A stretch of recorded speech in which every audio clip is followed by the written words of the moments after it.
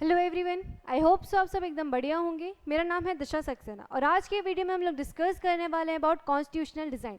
कैसे हमारा constitution design हुआ, कैसे बना था। इस वीडियो से आपके 9th क्लास के एनसीईआरटी के पॉलिटी का सेकेंड चैप्टर कवर होगा। ये टॉपिक भी आपके यूपीएससी के प्री और mains as well as state PSC के प्री और मेंस में काम आने वाला टॉपिक है। इसमें बहुत सारे ऐसे फैक्ट्स हैं जो कि डायरेक्टली आप अपने आंसर राइटिंग में या एमसीक्यू में डायरेक्ट मेंस में भी लिख सकते हैं और एमसीक्यूज में भी इनको पूछा जा सकता है in the form of statement और डायरेक्टली भी पूछ सकते हैं, राइट। कॉन्स्टिट्यूशन डिज़ाइन कौन ने किया था? कॉन्स्टिट्यूएंट असेंबली ने। हमने देखी थी कॉन्स्टिट्यूएंट असेंबली बनी थी, कितनी सीट्स थी उसमें? 389 सीट्स थी, 292 थी प्रोविंस की और 93 थी प्रिंसली स्टेट्स की। ओके, टू प्रोविंस मतलब क्या होता है? जहाँ पे ब्रिटिशर्स का डायरेक्ट कंट्रोल था जिन स्टेट पे। प्रिंसली स्टेट जहाँ पे राज चल रहा है किसी किंग का। ओके, अब एक और चीज़ हम प्रिंसली स्टेट के बारे में पहले थोड़ा देख लेते हैं, फिर हम इस चैप्टर को कंटिन्यू करेंगे।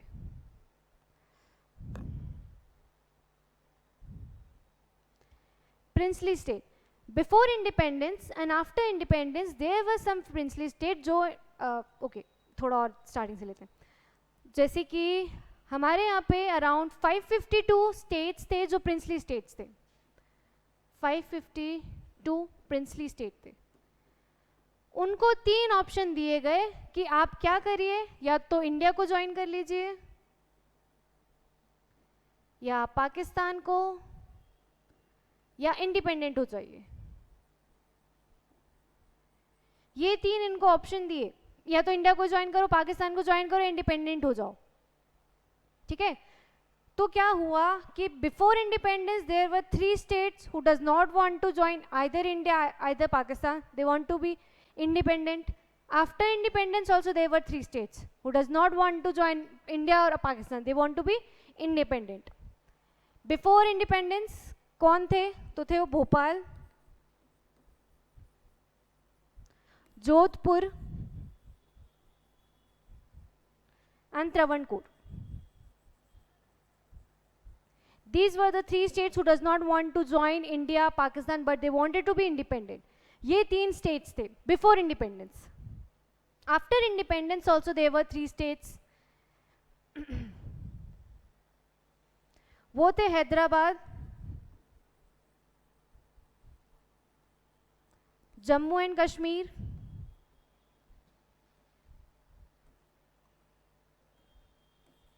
एंड जूनागढ़।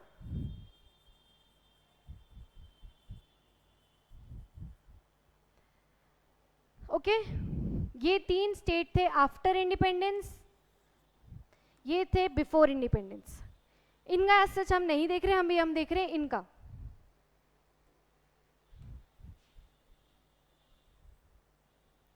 ठीक है, हैदराबाद को हमने इंडिया में कैसे ज्वाइन किया? हैदराबाद को हमने एक पुलिस ऑपरेशन चलाया था, ऑपरेशन पोलो नाम था उसका, उसके थ्रू हमने हैदराबाद को अपने इंडिया में ज्वाइन किया था।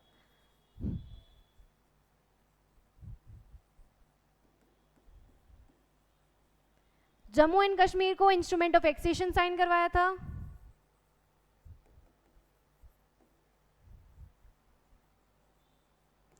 जूनागढ़ को रेफरेंडम के थ्रू। ये कुछ प्रोसीजर्स हैं किसके बेसिस पे इन तीनों को हमने इंडिया में ज्वाइन किया था। हैदराबाद को थ्रू पुलिस ऑपरेशन पोलो, जम्मू कश्मीर को इंस्ट्रूमेंट ऑफ एक्सेशन साइन करवाया था, जूनागढ़ को रेफरेंडम के थ्रू हमने ऐड किया था। Instrument of accession is the agreement कि आप उसको साइन करिए और ये घोषित करिए कि आप हमारा अब इंडिया का पार्ट हैं। ये जो टास्क था इन स्टेट्स को इंडिया में ज्वाइन करवाने का, वो किसके पास था? तो वो था सरदार वल्लभ भाई Patel and VP Menon.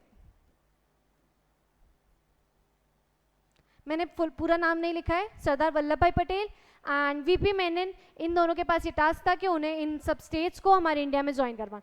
What was the need to join the states? क्या जरूरत थी इन लोगों को इंटीग्रेट करवाना इंडिया में या पाकिस्तान में? तो इंटीग्रिटी बनी रहे। एक तो internal as well as external security रहे।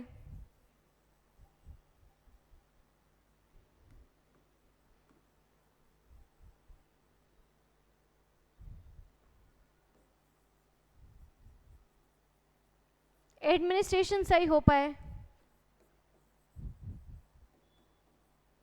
ये कुछ रीजन थे कि इंटीग्रिटी बनी रहे, हर की यूनिटी रहे हमारे यहाँ पे। इंटरनल एक्सटर्नल सोसाइटी, अगर हमारे ही कंट्री में बीच बीच के स्टेट जो हैं इंडिपेंडेंट हो गए, पाकिस्तान का पार्ट होंगे, तो हमारी तो सिक्योरिटी पे खतरा होगा। वो चीज़ें थी। एडमिनिस्ट्रेशन सही चल पाए, हम पूरा यूनिफॉर्म रहे एडमिनिस्ट्रेशन। ये कुछ रीज़न थे कि हमें क्यों चाहिए कि हमारे यहाँ पे प्रिंसली स्टेट ज्वाइन हो जाए। ठीक है, प्रिंसली स्टेट का प्रोविजन हमने देख लिया। अब हम शुरू करते हैं चैप्टर के साथ।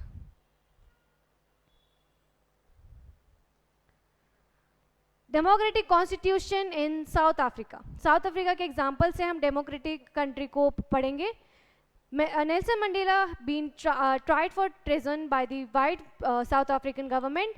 He and 7 other leaders were sentenced to life imprisonment in 1964 for daring to oppose the apartheid region in this country. He has spent 28 years in the South Africa most dreaded prison, Robben island. वहाँ पे south Africa में क्या चलता था? Apartheid का law चलता था। What is apartheid? Is the racial discrimination, discrimination on the basis of a colour of a skin, white and the black. बहुत ज़्यादा होता था उधर पे कि तुम काले हो, तुम दूर रहो हमसे। ब्लैक पीपल को कोई राइट ही नहीं था, एक तरीके से कुछ मानते ही नहीं थे वहाँ पे, जो थे सिर्फ वाइट पीपल को मानते थे। ये चीज़ थी। Struggle against apartheid. Apartheid was the name of a system of racial discrimination. White Europeans जो वहाँ पे आए थे उनने इम्पोज किया था, जबकि वो तो वहाँ के नेटिव पीपल भी नहीं थे। जो वहाँ के नेटिव पीपल थे वो थे mainly black peoples. Still they white has impose and उनने अपना रूल चलाया उनके ऊपर। During the 17th and the 18th century the trading companies from Europe occupied it with arms forces. 17th और 18th सेंचुरी में जो यूरोपियन कंपनीज आई थी, जिस उनने इंडिया को कैप्चर किया, वैसे ही उनने साउथ अफ्रीका को भी कैप्चर किया था।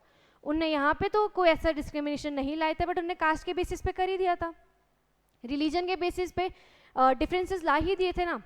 जब उन्हें पता चलने लगता है ना कि यहाँ पे पॉसिबल नहीं है इनकी यूनिटी को तोड़ना, तब इंडिया में उन्होंने क्या किया था? डिवाइड एंड रूल का सिस्टम, मुस्लिम और हिंदू की लड़ाई चालू करवाई थी। सेम यहाँ पे भी यही किया कि उन्होंने रेशियल डिस्क्रिमिनेशन ला दिया। But unlike India, large number of whites had settled in South Africa and became the local ruler. India में ऐसा नहीं हुआ था कि वो सेटल ही हो गए वहाँ पे काम किया चले गए, काम किया चले गए, वो वाला सिस्टम चल रहा था। बट साउथ अफ्रीका में वहीं रह रहे थे वो लोग, सेटल ही हो गए थे एक तरीके से। जबकि नेटिव पीपल तो वहाँ के ब्लैक थे, स्टिल वाइट रूल कर रहा था उन पे।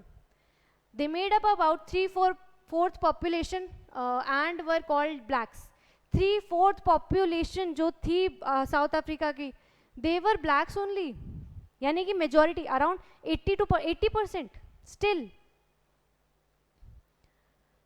But these two groups were people mixed races were, अच्छा जो ज़्यादा ना काले गोरे मिक्स्ड रेस, जो कि इंडिया का कलर होता है इंडियंस पीपल का, वो लोग भी कलर्ड माने जा रहे थे, उन पे भी ये चीज़ डिस्क्रिमिनेशन चल रही थी, उन्हें भी ब्लैक में ही काउंट करते थे वो लोग। The white rulers treated all 9 non whites as inferiors. The non whites did not have voting right, non whites के पास कोई वोटिंग राइट नहीं था। Apartheid system was particularly oppressive for the blacks.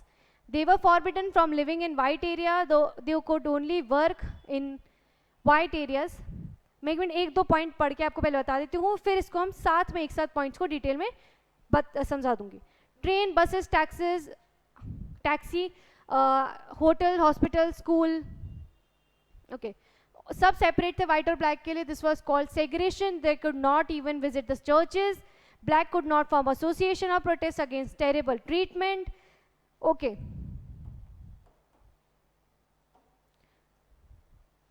ये एक सोसाइटी है, साउथ अफ्रीका है। जो अच्छी लैंड होगी ना वहाँ पे तो वाइट लोग रहेंगे, और बाकी जो यहाँ पे आउटस्कर्ट्स होते हैं यहाँ पे ब्लैक रहेंगे, या अंदर जो एकदम खराब सी लैंड होगी ना वहाँ पे ब्लैक रहेंगे। और ये जो ब्लैक थे ना, ये वाइट के रीजन में नहीं जा सकते थे until and unless they have a permission to work over there, तो ही वो एंटर करेंगे। इन लोग की buses, taxi, school, hotel, hospital सब कुछ अलग होता था कि ब्लैक हमारे यहाँ पे एंटर ना हो। वरना ये लोग हमें भी गंदा कर देंगे, ये लोग हमें भी टच करेंगे तो हमारी चीज़ें गंदी हो जाएंगी, वो सारी चीज़ें थी यहाँ पे। इवन ब्लैक का तो ये था, they could not form association और protest against the terrible treatment. वो ना एसोसिएशन बना सकते हैं ना प्रोटेस्ट कर सकते हैं, उनको ये था उनको सहना ही है, उनके पास और कोई ऑप्शन ही नहीं बचा था वहाँ पे। इवन ये होता था उधर पे कि जो हमने देखा था पहले किसी चैप्टर में हमने ऑलरेडी डिस्कस किया इस टॉपिक के बारे में, वहाँ पे भी हमने देखी थी कि कैसे हॉस्पिटल कैसे हो रहे थे वाइट वालों के, बहुत ज़्यादा एडवांस टेक्नोलॉजी, सारी एम्बुलेंस बहुत अच्छी, सारी टेक्नोलॉजी उसमें। ब्लैक के में कुछ नहीं होता था, it's just a mere van just and nothing else with any technology with that.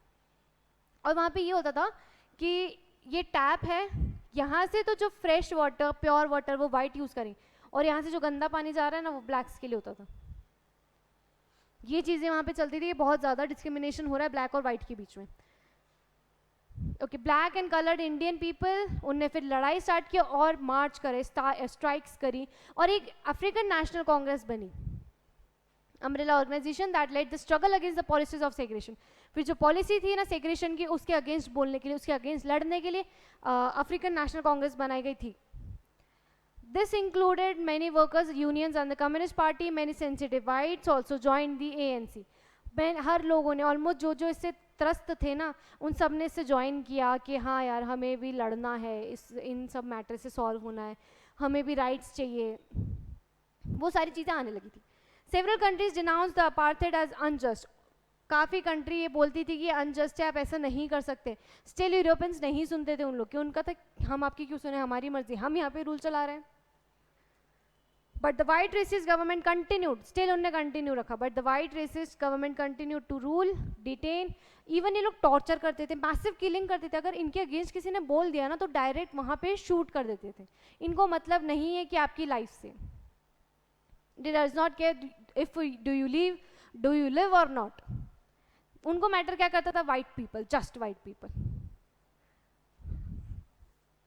Towards a new constitution, अब उन्हें क्या जरूरत थी, वो प्रोटेस्ट क्यों कर रहे थे, जिससे उनके यहाँ पे नया कॉन्स्टिट्यूशन आए जिसमें क्या हो, इक्वालिटी हो, एकता हो, डोमिनेशन ना हो किसी भी ग्रुप का, हर कोई इक्वल हो, फ्रीडम हो। As protest and struggle against apartheid had increased, the government realized that they could no longer keep the blacks under their rule through repression. The white regime changed its politics. इतने struggle movement सब चालू हुए ना, तब white को समझ आ गया था कि इनका कोई वो नहीं है, अब इनमें ताकत नहीं बची, मतलब वाइट गवर्नमेंट में इतनी ताकत ना बची कि वो उसको फेस कर पाए। उनको ये हो रहा था कि अगर ये लोग और ऐसे ही स्ट्रगल करें, ऐसे ही मूवमेंट चलाए ना, तो हम लोग की तो गवर्नमेंट यहाँ से एकदम ही ख़त्म कर देंगे। तो फिर उन्होंने सोचा कि ठीक है, हम हमारी थोड़ी पॉलिसी में चेंजेस लाते हैं। डिस्क्रिमिनेटरी लॉ को फिर उन्होंने ख़त्म कर दिया। पॉलिटिकल पार्टी और रिस्ट्रिक्शन थे ना कि मीडिया में नहीं एंटर सकते, पॉलिटिकल पार्टी नहीं बना सकते, वो बैन भी उन्होंने हटा दिया। After 28 years of imprisonment, Nelson Mandela finally at the midnight 26 April 1994 the new national flag of Republic of South Africa was unfurled and making the newly born democracy। जब वो नेल्सन मंडेला बाहर आए थे, imprisonment हुआ था, तो south Africa का नया झंडा एक तरीके से हम बोले तो लहराया था वहाँ पे कि Republic of South Africa, now the country is democratic, there is no discrimination, there is no law of apartheid. Apartheid की जो गवर्नमेंट थी ना वो खत्म हो गई थी, मल्टी रेशनल गवर्नमेंट आ गई थी। What is this multi rational government? It is multi racial government, sorry, that is white, colored, black, whatever the color skin of is skin, आप आ सकते हैं गवर्नमेंट में। ओके, इक्वालिटी लाइक हर race में man और women, democratic value, social justice.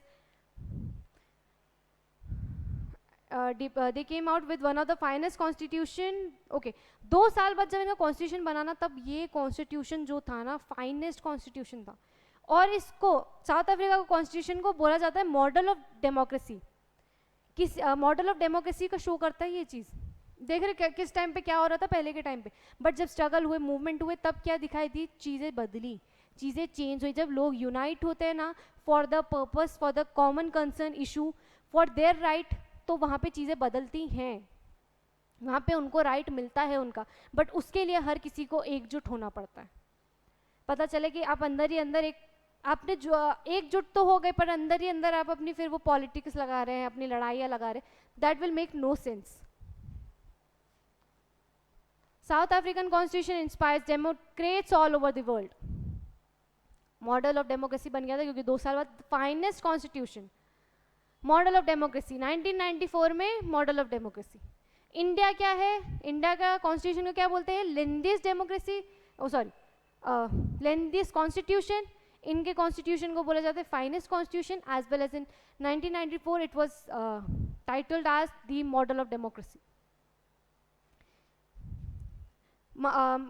जो constitution आया था south Africa का, उसके ऊपर लेके नेल्सन मंडेला ने बोलता कि आगे चल के हम कोई ऐसा नहीं है कि हम पास्ट की बातों को ध्यान में रखेंगे या हम इनकी जो चीज़ें हैं उनको ध्यान में रखेंगे, हम सब चीज़ भूल जाएंगे और we will have a new beginning. हम वाइट को भी इक्वल रखेंगे, ब्लैक्स को भी राइट देंगे, उनका हर चीज़ तरीके से जो भी है एकजुट होकर चलेंगे. ये नहीं रहेगा हमारे यहाँ पे कि सिर्फ ब्लैक को अब मिले. क्यों? क्योंकि ब्लैक सप्रेस हुई तो इस टाइप की नहीं. हमने कॉन्स्टिट्यूशन बनाया है वो भी डेमोक्रेटिक, तो white black colour whatever it is हर किसी को इक्वल रखा जाएगा. नीड ऑफ कॉन्स्टिट्यूशन क्या है, ह्यूमन राइट मिले, सेफ गार्ड मिले, social justice, equal right, minorities right. This is the basis of the south African constitution. कि क्यों वहाँ पे ज़रूरत थी साउथ अफ्रीका को कॉन्स्टिट्यूशन की. नहीं, इससे पहले वाले चैप्टर में हमने देखा था कि हमें क्यों ज़रूरत है कॉन्स्टिट्यूशन की, क्या 4 पॉइंट थे वो एक और बार मैं बता देती हूँ, रिवाइज कर लीजिए. फंडामेंटल नेचर ऑफ सोसाइटी को मेंटेन रखना है. Second was the political system. Third, there should be no dominance, no domination of any group. Fourth one is to save us from ourself. In 4 को वापस बताने की ज़रूरत नहीं है, हमने ऑलरेडी उसको डिस्कस करा है अच्छे से. आगे बढ़ते हैं. Why do we need a constitution? Just the oppressor and the oppressed in this new democracy were planning to live together as equal. It was not going to be easy for them to trust each other. They had their fears, they wanted to safeguard their interest. The oppressor and the oppressed. Oppressor कौन हो गए? White. Oppressed कौन हो गए? Black. ये इन दोनों को अब साथ में रहना है, डेमोक्रेसी लानी है. क्या हो चीज़ें, अब इन दोनों को डर तो रहेगा ना वाइट को यार कि अगर ब्लैक अगर रूल में आ गया, ये हमारी सारी प्रॉपर्टी ले लेंगे, तो ये हमारे सारे राइट्स ले लेंगे, हमारे पास तो कुछ बचेगा ही नहीं. फिर वो चीज़ें. The black majority was keen to ensure that the democratic principle of majority rule was not compromise. Black majority ये थे कि जब डेमोक्रेसी आया तब उनको ये था कि उनका जो प्रिंसिपल है ना, मेजॉरिटी में होने के बावजूद उनको राइट नहीं मिल रहा, उनका कॉम्प्रोमाइज़ ना हो. सोशल इकोनॉमिक राइट उनको प्रॉपर मिले, जो कि पहले नहीं मिलते थे, वो एटलीस्ट अब मिले. वाइट माइनॉरिटी का था कि प्रोटेक्ट करें उनकी प्रिविलेजेस और उनकी प्रॉपर्टी. उनको पहले कितना ज़्यादा प्रिविलेज था, कितनी ज़्यादा उनकी प्रॉपर्टी होगी, उस चीज़ को वो प्रोटेक्ट करके रखे, क्योंकि उन्हें ये डर था कि अगर वाइट आ गए तो वो तो उनकी सारी प्रॉपर्टी ले लेंगे या उनके सारे जो प्रिविलेजेस है वो ख़त्म कर देंगे. Okay. After long negotiation both parties agree to compromise. फिर दोनों जब बैठी बात हुई तो एक नेगोशिएशन हुआ कि ठीक है, आप हमारी आधी बात सुनिए, हम आपकी सुनते हैं, और एक कॉम्प्रोमाइज़ हो गया कि दोनों अच्छे से इक्वली रह पाएँ. White agree to the principle of the majority rule and that majority rule के उसमें तो आ गए वो लोग, और ये साथ साथ ये भी आ गया कि 1 person 1 vote. Earlier there was no voting right for the black, only the white have the right to vote, only the white have the right to contest the election. They also agreed to accept some basic rights for the poor and the workers. The blacks agreed that the majority rule would not be absolute. They agreed that the majority would not take away the property. उन्हें भी कह दिया कि absolute rule नहीं रहेगा majority का, जैसे white का था पहले, but हम हर किसी को equal रखेंगे, हर किसी को right देंगे, उनका हक देंगे. As well as majority जो है पार्टी property नहीं लेगी white की. मेंटेन करना इस ट्रस्ट को कैसे हो सकता है? लिख दो कहीं पे रूल्स, रेगुलेशन, सारे प्रोसीजर्स, सब कुछ कि आप ये अबाइड हैं ऑन एवरीवन, यानी कॉन्स्टिट्यूशन बना दो. सिंपल बात, ठीक है. What is a constitution? It is a written document of rules and regulations, simply. Okay. These rules also determine what the elected government, क्या इलेक्टेड गवर्नमेंट कैसे होगी, क्या काम करेगी, पावर बता दी, what they cannot do. Finally these rules decide the rights of the citizen. they also agreed that these rules will be supreme, that no government will be able to ignore these. This set of basic rule is called constitution. basic rule supreme है, इसमें जो भी लिखा है, यानी constitution में जो लिखा है वो supreme है. कोई government अपना नया rule नहीं बना सकती एकदम से. जो constitution में लिखा है उसके according अगर बनाया है, उसके under बनाया है तो ठीक है, otherwise that is not acceptable. Thus, the constitution of a country is a set of written rules that are accepted by all people living together in a country. Constitution is a supreme law that determines the relationship among people living in a territory, citizens का और people और government का. Okay? Constitution की definition हो गई है. क्या things हैं? Does many things. क्या क्या चीज़ें वो करता है? It generates a degree of trust and coordination that is necessary for different kind of people to live together. दो तरीके के लोग हैं, A और B कम्युनिटी में. A, B, C, D, E जितने हैं, ठीक है, इतने सारे लोग हैं, सबके जो हैं वो अलग है.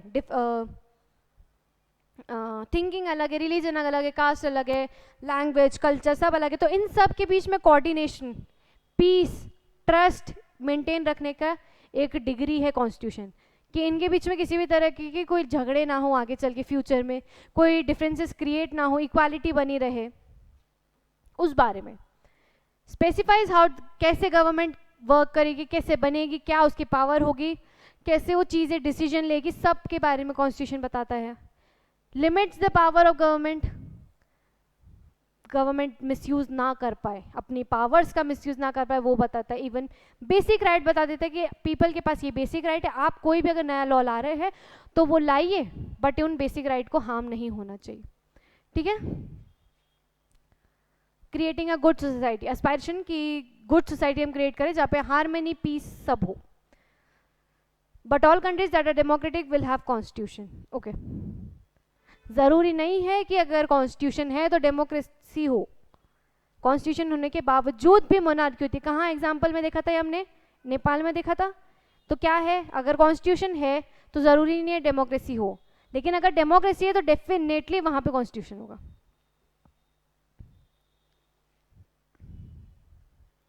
Making of Indian constitution. अब बात आती है कि इंडियन कॉन्स्टिट्यूशन कैसे बना था. मेकिंग ऑफ इंडियन कॉन्स्टिट्यूशन, कितने दिन लगे थे हमारे कॉन्स्टिट्यूशन को बनने में? 2 साल 11 महीने 18 दिन.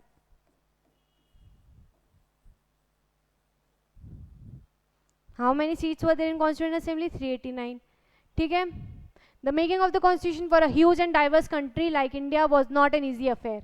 इतनी ज़्यादा डाइवर्सिटी, इतनी ज़्यादा लोग, culture, it was not easy task to make a constitution for India. The country was born through a partition. Religion difference आ गए थे पहले ही, टर्मोइल इतना ज़्यादा था, मैसिव किलिंग हुई थी, मैसिव हमारी इकोनॉमिक ड्रेन हुई थी. At least 10 lakh people were killed on both sides. There was another problem. British had left the rulers' princely state to decide whether they have wanted to merge with India or with Pakistan or to remain. ये point हमने सबसे starting में जब chapter start हुआ था मैंने तब समझाया था. क्या क्या 3 पहले स्टेट थे, 3 बाद में स्टेट थे.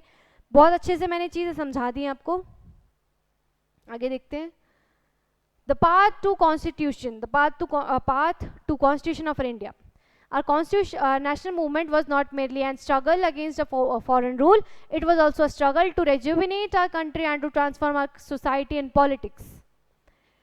There were sharp differences of opinion within the freedom struggle about the path the India should take after independence. Such differences exist even today.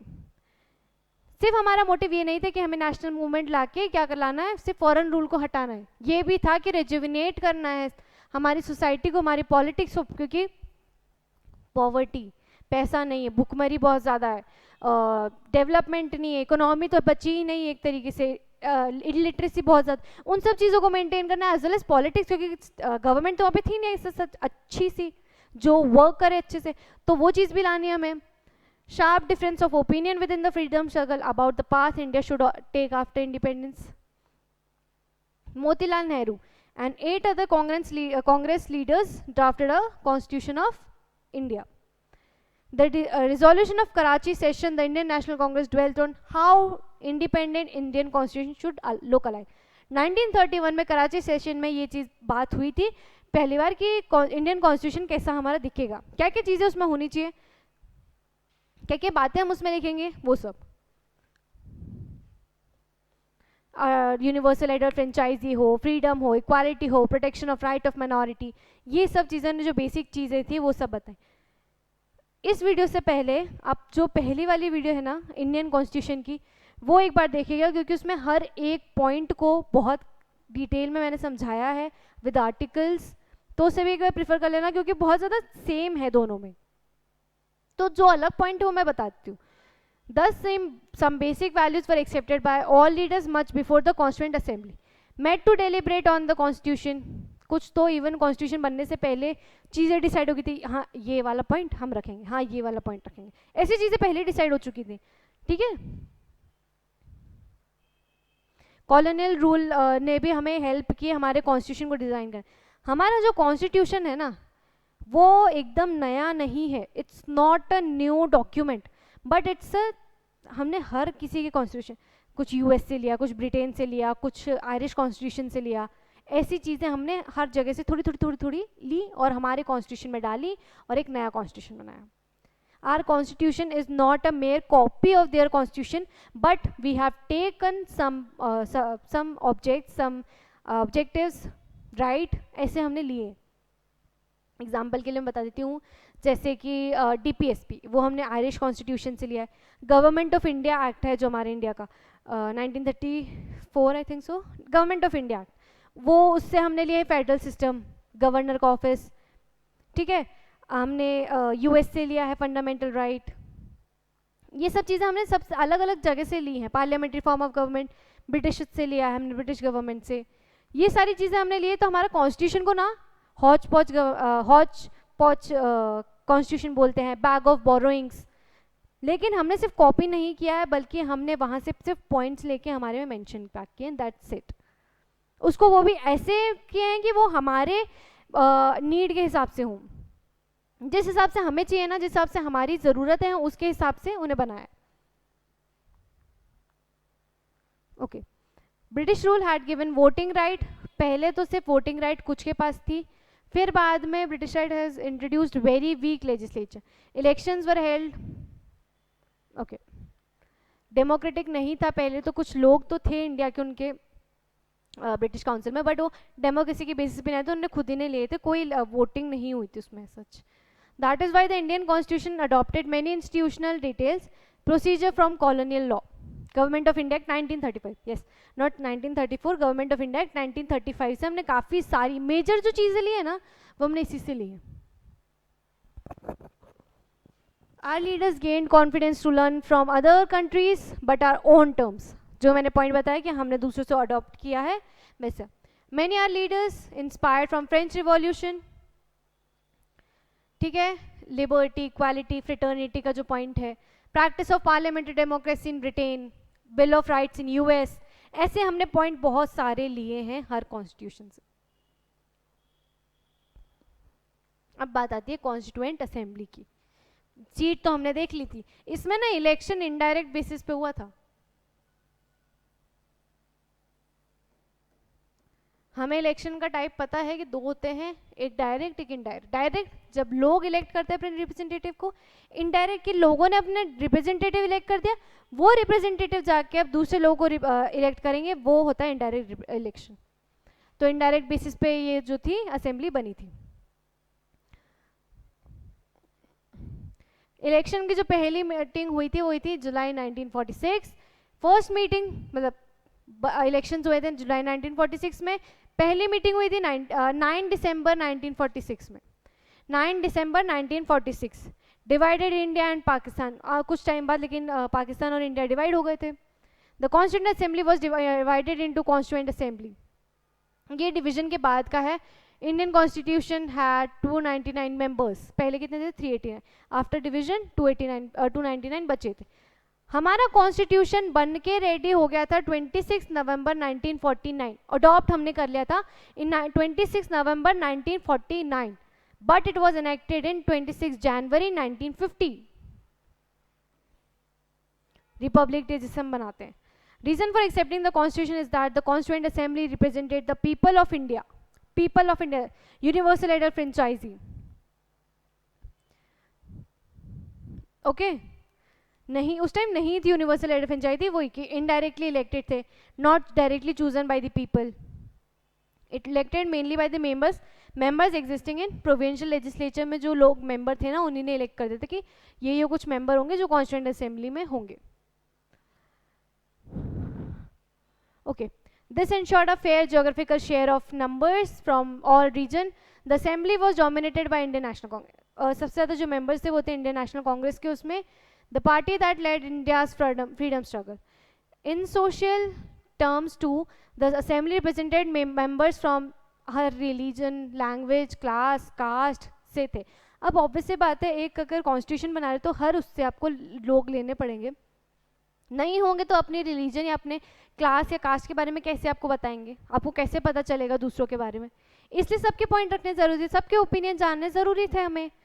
The manner in which the Constituent Assembly gives sanctity to the Constitution. The Assembly worked in a systematic, open and constitutional manner. First, some basic principles were decided and agreed upon. Drafting Committee chaired by Dr. B.R. Ambedkar. Drafting Constitution for discussion. Several काफ़ी round हुए थे, हमने देखे कितने दिन लगे थे. Spread over 3 years, मतलब वही 2 साल 11 महीने 18 दिन. Each document presented and every word was spoken in the Constitutional Assembly has been recorded and preserved. ये जो चीज़ है ना कि जब मीटिंग हो रही थी ना, जितनी मीटिंग हुई है इस दौरान उस मीटिंग में जो जो बातें हुई है, इवन कोई नॉर्मल बात भी हुई होगी ना किसी चीज़ को लेके, वो भी नोट किया गया है. वो नोट किया था प्रेम बिहारी जी ने. ये याद रखना कि ये किन्ने किया था, प्रेम बिहारी जी ने वो नोट किया था. In Hindi and English both.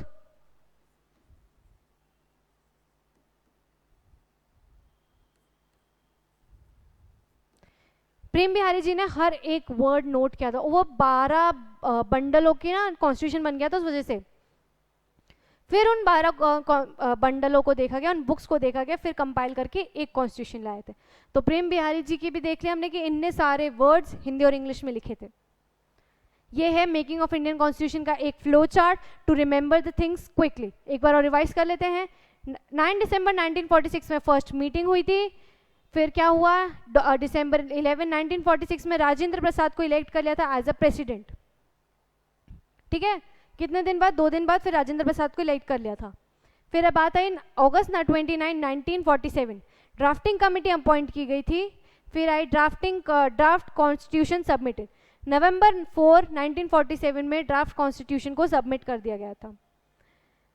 26 November drafting complete हो गई थी और हमने अडॉप्ट कर लिया था इस दिन. 26 नवंबर 1949. 24 जैन 1950 हैंड रिटन कॉन्स्टिट्यूशन को साइन किया गया था. जो हैंड रिटन कॉन्स्टिट्यूशन था उसे साइन करा गया था 24 जैन 1950. अडॉप्ट इफेक्ट में कब आया, 26 जैन 1950.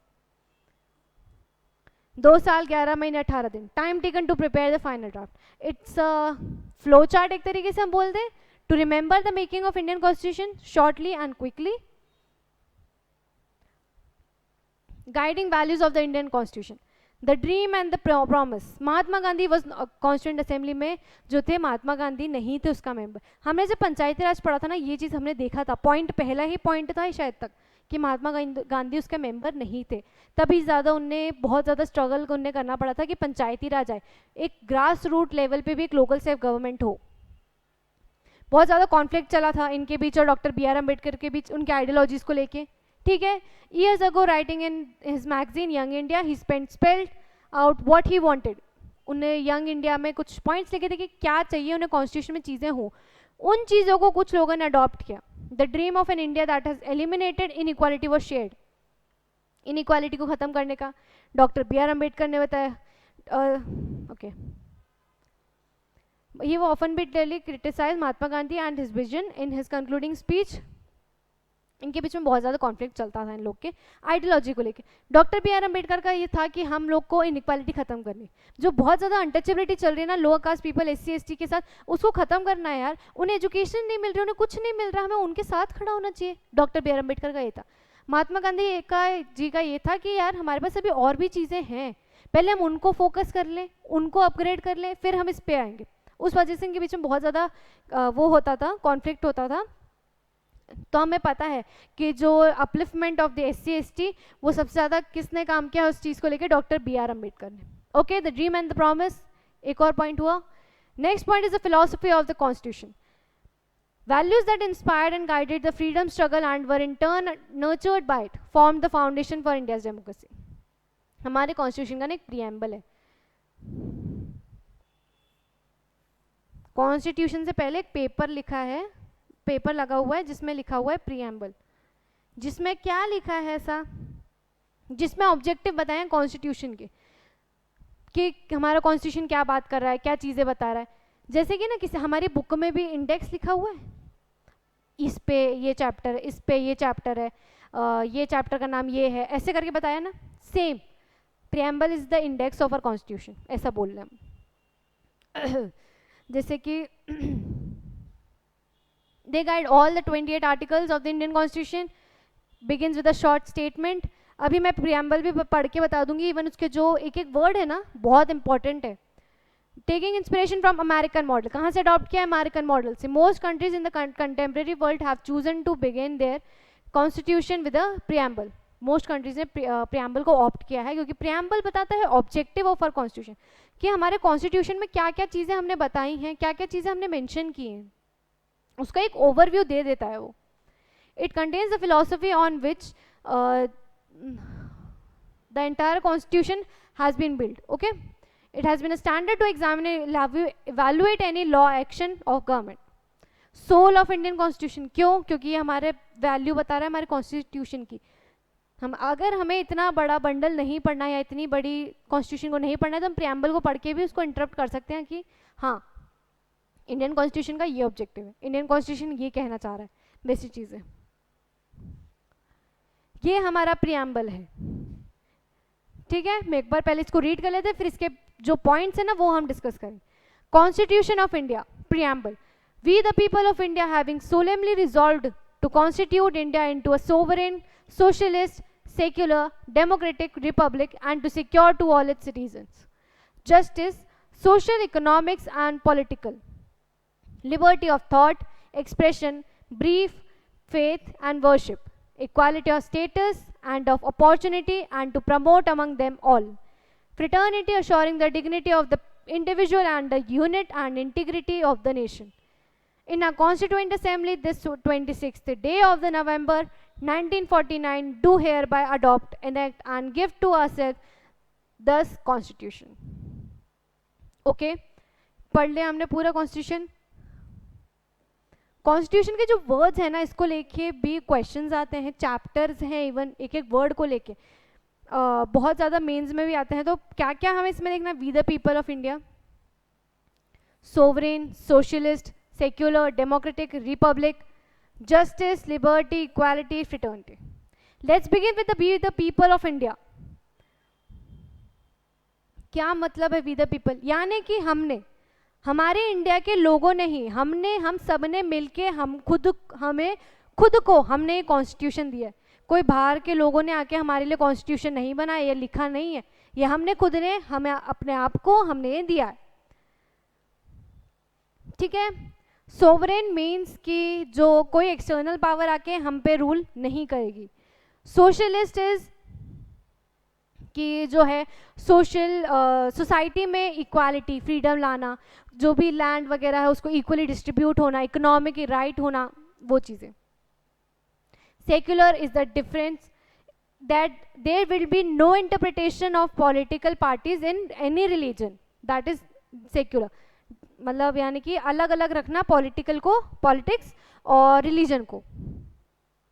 डेमोक्रेटिक, डेमोक्रेटिक क्या होता है, we people choose our representative, we people elect our representative, that is democratic. Republic is यहाँ पे कोई भी किंग रूल नहीं कर रहा, या कोई मोनार्की नहीं है, यहाँ पे क्या है, रिपब्लिक है, हम हमारे रिप्रेजेंटेटिव को इलेक्ट करते हैं। जस्टिस होगी सोशल, इकोनॉमिक और पॉलिटिकल बेसिस पे, हर किसी को जस्टिस होगी। एक लिबर्टी होगी आपको सोचने की, एक्सप्रेस करने की, अपने बिलीव्स को वर्शिप करने की, सब चीज़ की। इक्वालिटी, इक्वालिटी है आपको वर्शिप की, स्टेटस की, आपकी अपॉर्चुनिटी, यानी कि आपको कौन सा काम करना है, क्या करना है, इक्वालिटी है। फ्रेटर्निटी का मतलब क्या होता है, ब्रदरहुड, यानी कि the all the members are here are brother, मतलब ब्रदरहुड को मेंटेन करना, that we all are the family, we all are one, in that sense that is fraternity. Okay, constitution भी हमने प्रियम्बल भी हमने देख लिया कि क्या होता है, इवन इसका एक एक टर्म डिस्कस कर लिया, शॉर्ट में डिस्कस करा है। जैसे सेक्युलर का नेक्स्ट चैप्टर है अभी, वैसे ही बाकी सब टॉपिक्स को लेके भी चैप्टर्स हैं, तो हम उसमें डिस्कस और डिटेल में करेंगे। Institutional design, it needs to be amended quite regularly to keep it updated. Those who crafted the Indian Constitution felt that it has been in accordance with people aspiration. Timely जो है amend होता रहता है, इसमें या तो चीज़ें add होंगी या चीज़ें डिलीट होंगी। हमने देखे कितने अमेंडमेंट हुए, कितने सारे आर्टिकल्स ऐड ऑन हुए या कितने सारे आर्टिकल्स डिलीट हुए, क्यों हुए हैं, फॉर द बेटरमेंट, या उन्हें लगा यहाँ अब नीड है इसको करने की, इसलिए हुए। They did not see it as a sacred, static and unalterable. उनको ये नहीं था कि हाँ ये बना दिया अब बस अब इसको चेंज नहीं कर सकता कोई, जो है वैसा का वैसा आपको मानना पड़ेगा, ये आप पे बाइंडिंग हो गया, ऐसा नहीं। But it's flexible as well as rigidity. हमने देखा था कि हमारे कॉन्स्टिट्यूशन में फीचर है, कॉन्स्टिट्यूशन पार्लियामेंट उसे चेंज कर सकती है but not so freely. So they made provision to incorporate changes from time to time. These changes are called constitution amendment. हमने हर चीज़ में हम लोग अमेंडमेंट भी देखते कि ऐड हुआ। 73rd अमेंडमेंट से क्या ऐड हुआ, पंचायती राज। 74 से क्या ऐड हुआ, म्यूनिसिपल कॉर्पोरेशन। 44th अमेंडमेंट से क्या हुआ था, हटा था राइट टू प्रॉपर्टी। कुछ चीज़ें हमने पढ़ी थी, ठीक है। Constitution describes the institution arrangement in very legal language. For choosing person to govern the country, constitution lays the process कि हम हमारे गवर्नमेंट को चूज करेंगे, इलेक्ट करेंगे। It defines who will have the power, decide करता है कि क्या पावर उनको दी जाएगी, कैसे हम लोग ये मेजर ले कि वो अपनी पावर का मिसयूज ना करें। And it puts limits to what the government can do by providing some right to the citizen.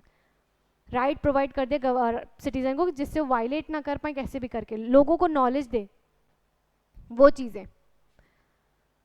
Okay तो हमने देख लिया कॉन्स्टिट्यूशन में कैसे बना, कॉन्स्टिट्यूशन में क्या क्या चीज़ें हैं, गाइडिंग वैल्यूज़ क्या हैं, प्रियम्बल क्या होता है, हमने सब चीज़ें डिस्कस कर ली। इससे पहले वाले चैप्टर में हमने डिस्कस कर लिया था कॉन्स्टिट्यूशन के फीचर क्यों चाहिए, और हैं कॉन्स्टिट्यूशन से रिलेटेड चैप्टर्स आपके एनसीईआरटी में, वो हम धीरे धीरे डिस्कस करेंगे।